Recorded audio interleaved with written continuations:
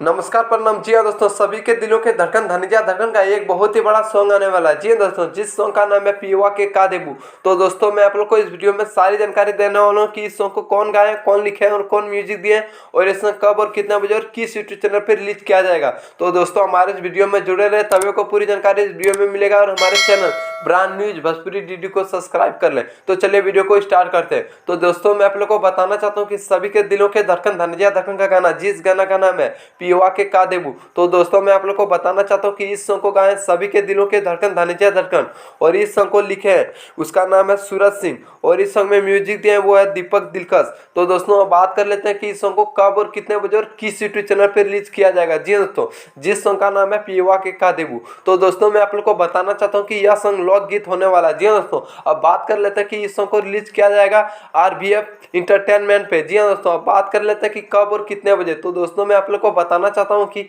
सभी के दिलों के धड़कन धनंजय धड़कन का गाना, जिस गाना का नाम है पियुआ के का देबू, इस गाने को रिलीज किया जाएगा कल सुबह 6:45 पे RBF इंटरटेनमेंट पे। जी हाँ दोस्तों, कल ही इस सॉन्ग को रिलीज किया जाएगा। तो दोस्तों जो जो भाई लोग अभी तक नहीं सुने हैं, ये गाना जाके सुन सकते हैं कल सुबह। बहुत ही फाड़ू वीडियो सॉन्ग होने वाला है। जी हाँ दोस्तों, धनंजय धड़कन और शिल्पी राज के गाना जो कि आते ही ये सॉन्ग पूरा तबाही और पूरा बवाल मचा के रख देगा।